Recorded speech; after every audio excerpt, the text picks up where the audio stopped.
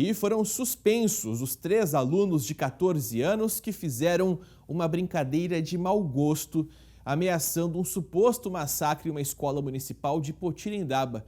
A Melissa Alcântara tem os detalhes pra gente. O que aconteceu na escola? É uma idiotice que essa molecada fez. Conta pra gente, Mel. Bom dia. Oi, Casagrande, bom dia para você, para todo mundo que está assistindo a gente. Olha, eu comentei até com o Silvinho, se fosse na nossa época, a gente ia olhar, achar realmente uma idiotice, como você falou, ia passar batido. Mas hoje, atualmente, infelizmente, são tantas as situações, não é, que terminam aí de forma trágica, que chama a atenção e a gente tem que sim ficar de olho e ficar atento para que realmente tenha um desfecho melhor possível. Nesse caso, esses 3 meninos, então, de 14 anos, deixaram esse recado alertando que lá na escola teria um massacre. Durante a faxina, as meninas ali da limpeza viram esse aviso escrito ali à caneta, alertaram a direção da escola, que claro, chamou os meninos, chamou os pais desses meninos. Eles disseram que se arrependeram, que foi uma brincadeira de mau gosto. A colocação que foi uma brincadeira de mau gosto foi feita até por eles.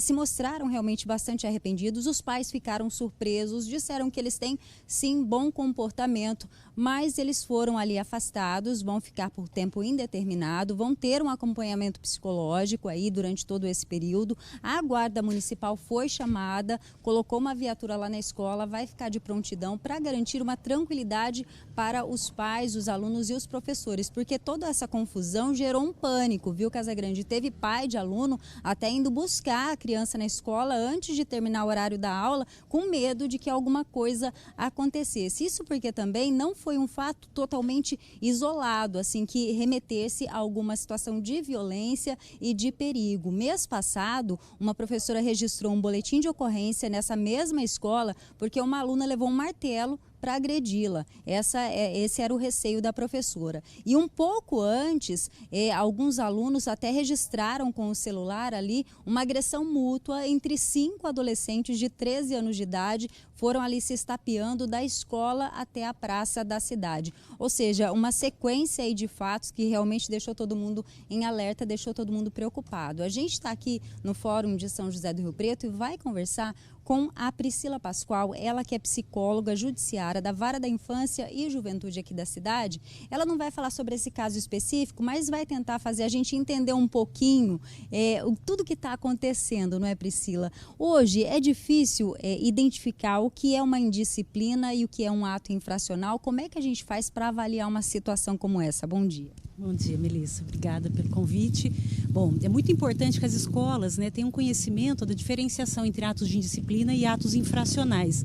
Esse caso especificamente, a ameaça e o dano, que possivelmente aí, enfim, se avalia agora, são considerados atos infracionais.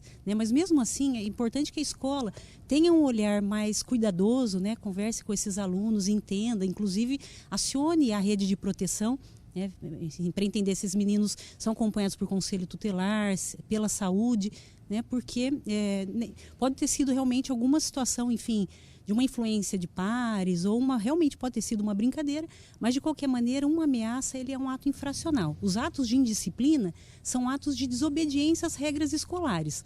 Por exemplo, um xingamento a professor, um desrespeito, um uso de celular ou saída de sala de aula, Então é importante assim que a gente faça esse entendimento, mas de qualquer maneira a ameaça ela é considerada um ato infracional e se a escola avaliar realmente a necessidade é que seja feito um boletim de ocorrência, um registro, E o melhor é ter um acompanhamento até psicológico no caso como esse. Isso, precisa avaliar, Por isso é importante acionar essa rede de proteção. Quando a gente fala rede de proteção, são todos os equipamentos, enfim, a escola é considerada também uma rede de proteção. E por isso esse olhar muito atento, mas assim, conselho tutelar, entender se esses meninos também já tiveram algum acompanhamento até pela justiça, se já tem, enfim, um histórico de atos infracionais também, para que, enfim, a escola consiga melhor entender e dar o devido encaminhamento para esses casos. Tá certo. Marcelo tem uma pergunta do estúdio, pode falar, Marcelo? Ô Mel, pergunta para a profissional, por gentileza, é o seguinte: a gente vive num período de hiperinformação, ou seja, a todo momento essa molecada está recebendo informações, seja pelas redes sociais, pelo WhatsApp, etc. Quando a gente remete casos anteriores, como aquele caso de Suzano, de alguma forma isso pode estimular os jovens de hoje em dia a cometerem situações semelhantes como uma forma ali de acompanhamento, de espelho da atitude de outras crianças, outros jovens? Marcelo está perguntando o seguinte: atualmente a gente vive num contexto de muita informação, excesso de informação, rede social, TV, enfim. Aí esses jovens acabam vendo outras situações também parecidas com crimes, como aconteceu em Suzano. Essa situação, essas outras situações podem servir de exemplo, de espelho, eles podem se sentir aí motivados, inspirados, isso influencia de alguma maneira? Certo. Há uma série de fatores que podem influenciar, dizer que necessariamente né, mas enfim, é posto na literatura que o acesso direto e muito frequente, né, de meninos que ficam na internet muito tempo, em jogos violentos, filmes, é um fator assim de risco, né, para o desenvolvimento de alguns comportamentos mais agressivos, né? Mas isso juntamente com dificuldades familiares, um vínculo ruim com a escola, com a própria, né, com a relação com a escola, problemas outros que a gente sabe também que já estão muito consolidados, o bullying, né, essa raiva que vai se gerando nas relações interpessoais, né? Então vários fatores são determinantes, né? Mas sem dúvida nenhuma a literatura já traz a questão desse excesso, né? Esse menino que fica todo o tempo, né, sem atividades, e por isso que são importantes as políticas públicas, né? A ausência de esporte, esse menino que fica todo o tempo dentro do quarto, e a família, enfim, considera isso como normal, né? É importante que tanto a família quanto a escola acendam um alerta nesse sentido, de entender que os meninos precisam se movimentar e de interação social. Tá certo, viu? Obrigada pela sua participação.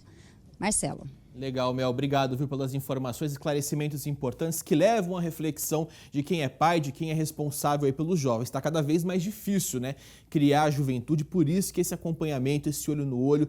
E é importante também, quem é pai, quem é responsável, os próprios especialistas falam isso, usar situações como essa e mostrar que isso é errado. Até porque, para que ele não chegue ali, veja um exemplo desse de um colega de turma, por exemplo, e ache que aquilo é normal. Por isso que a punição é importante, no caso a suspensão desses alunos e uma série de outras medidas. Mas como a especialista falou, não é um caso pontual, uma situação isolada, são vários fatores que colaboram para uma atitude como essa.